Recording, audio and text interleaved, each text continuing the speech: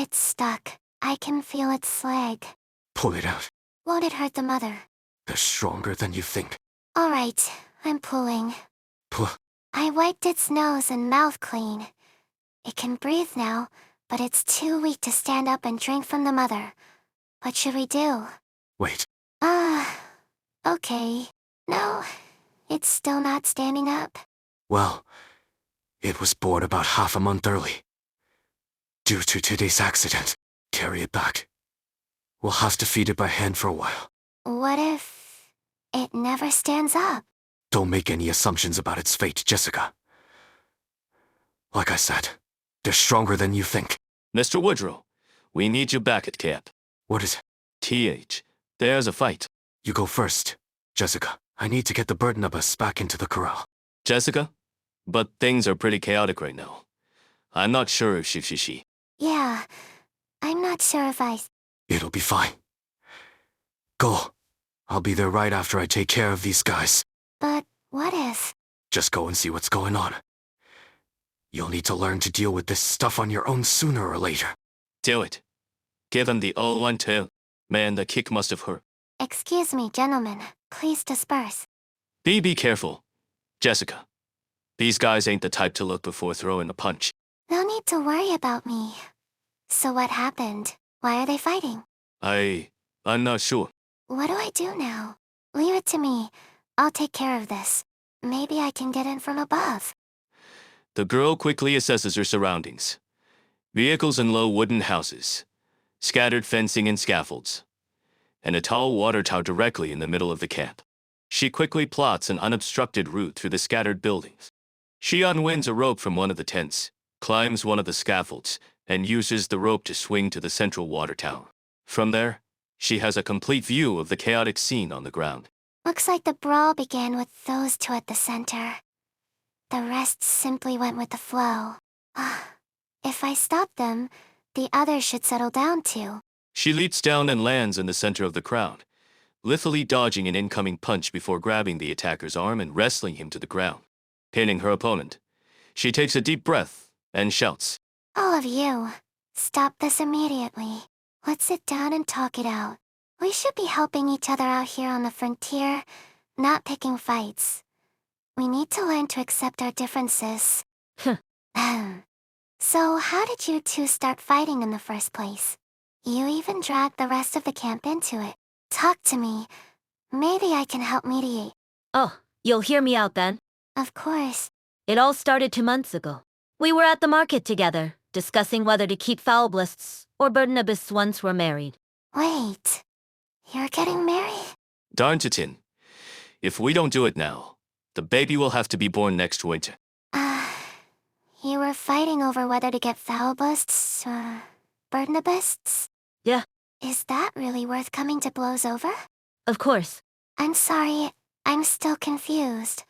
Can you go into more detail? A few Foulblists won't make us any money. We should be raising Burdenabists. And I'm supposed to just leave you alone at camp, while I take them out into the wilds to go grazing? You think I can't take care of myself? No need to stand up, ma'am. Use your words. Who'd worry about a woman who can take out a grown man with a single punch? Sir, you should sit down too. Stop arguing and settle this the old-fashioned way. Fight.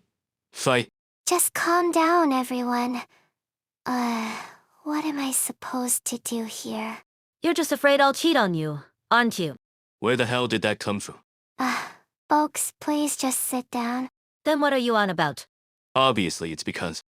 Seeing the fire in the couple's eyes, Jessica nervously clenches her fist and readies herself for the coming storm. Because I'd miss you every second I'm away. Huh? Well... Now, ain't that touching? But while we're all being honest, there's another score that needs settling the damages to the camp. What do you think, Jessica? I just want to cry right now. Jessica. They were only fighting because they didn't want to be apart. What am I supposed to do about that? I just...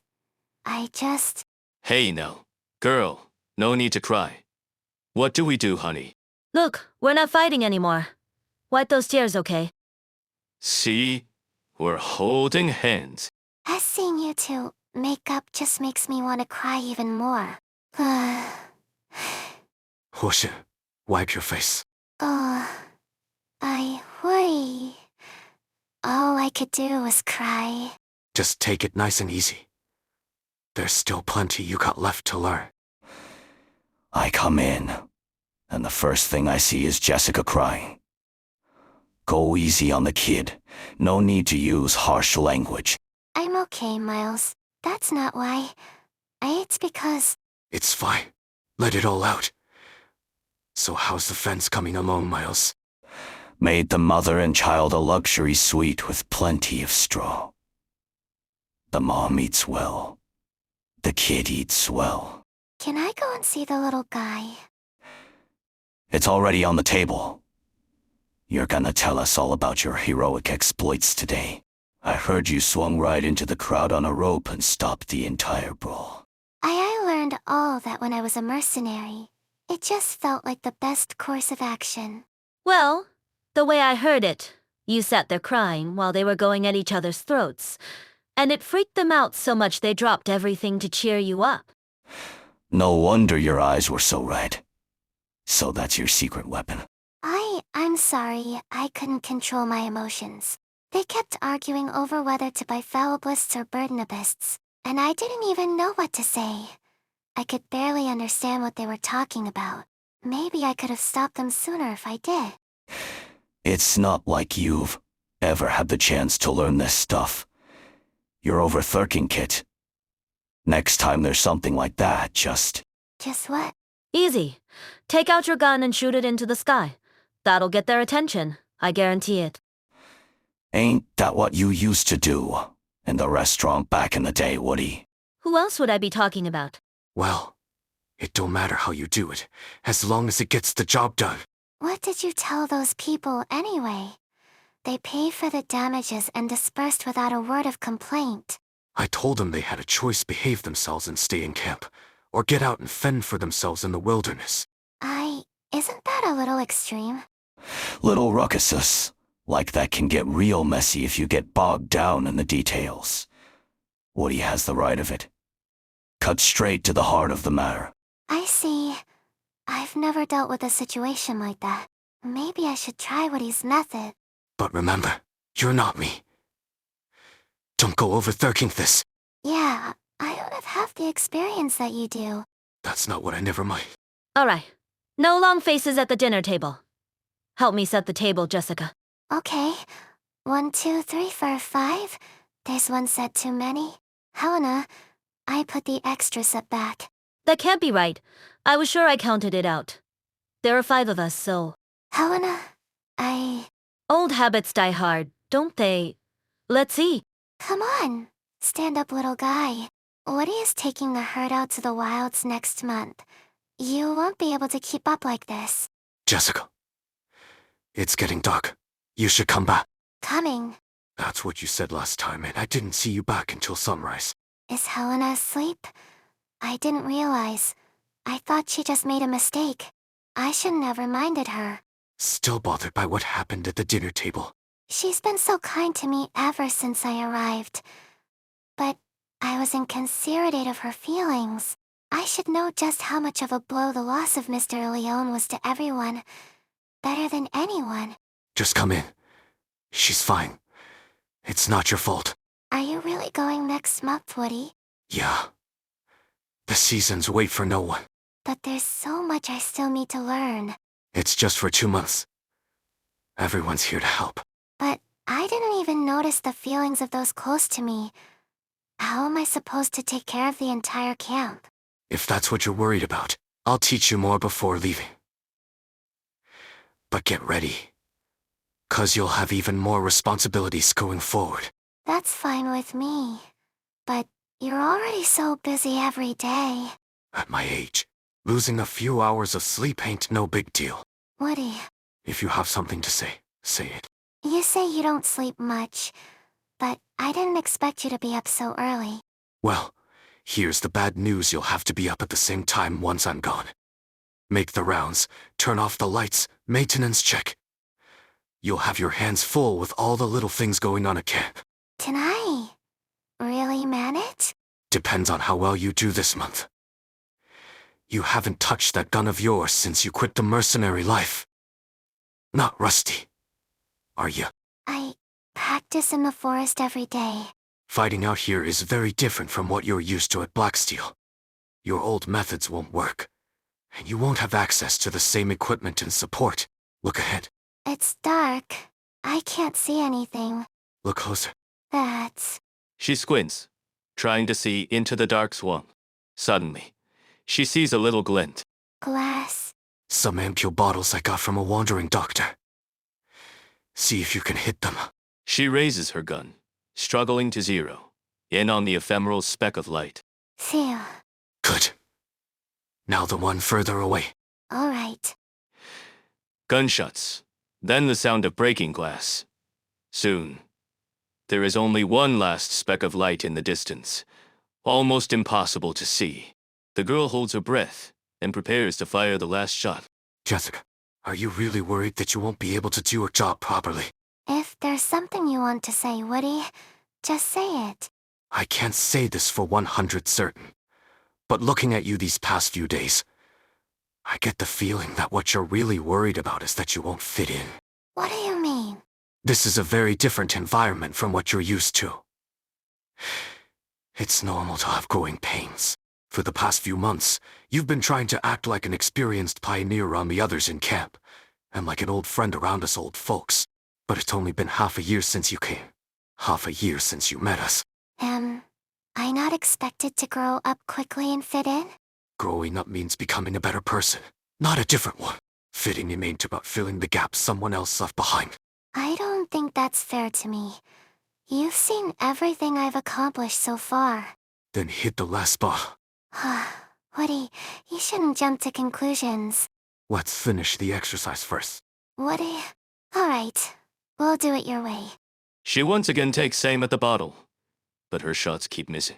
Suddenly, her pupil contracts, capturing the tiny speck of reflection from the bottle. You missed. It was just one miss. I'll hit it next time. Deep down you know I'm right. The targets were set up to match your skill level. You should have been able to hit all of them, but you didn't. Are you saying your words distracted me? Do you deny? Is your stubborn refusal to face your discomfort a sign of strength? Or are you just embarrassed to admit that coming out to the frontier was a mistake? Maybe you ain't truly prepared to live out here. Maybe you just didn't want to stay at Blacksteel. The old man takes out a coin and tosses it into the air. It lands on the back of his hand, and he covers it with his other hand. What are you doing? Couldn't make up my mind. My heart wants you to stay. But my mind tells me you should go back to your family. So I leave the decision to fate. Heads or tails. And if I guess right? Then you can stay. But if you guess wrong, I'll have someone take you home. This is ridiculous. You have no right to make that decision for me. It ain't me. It's the coin. It makes no difference, Woody. Make a choice. You know me. I say something, I mean it. No, All right. You're right, Woody. I felt frustrated. I admit it. I wasn't ready. Life on the frontier is strange and unfamiliar. Caring for burden abysses, fixing fences, raising foals. It's all new to me. All the skills I learned at Blacksteel mean nothing here. Do you regret it, Jessica? No, I don't regret it. And I'm not leaving. Whether that coin comes up heads or tails. No one is ever completely ready. The only thing I can do is tell myself not to be afraid, whatever comes. I made a choice, and I intend to take responsibility. If I choose to stay, I'll stay. I won't let a stupid coin make my decision for me. And What is it? I want to stay with you guys. Just because your grandpa left you doesn't mean you have to find someone else to fill the void. I'm sorry. Jessica, you bonehead. Woody, This is no stupid coin. The old man raises his arm, revealing the object on the back of his hand. It is flat, round and solid, with a star etched in the center, gleaming in the morning light. Pioneers give it to someone worthy of trust, someone who will protect the camp from trouble and threats. TH, this is your sheriff badge. It's yours now, You think you're not ready. I think you are. What? The only preparation you need to face the future is to not be afraid of it. Kimmer, I'll pin it on for you. Am I really ready to wear this? You're willing to cry for a stranger. That means you're willing to fight for him. I knew it the moment I saw you. I promise. I'll take care of everyone while you're away. I mean it. She touches the badge on her chest, then suddenly hears a bellowing from the forest. The duo turn around and look towards the sound. A herd of birdnibus emerges from the forest. At the rear is a tiny foal, its steps unsteady yet determined.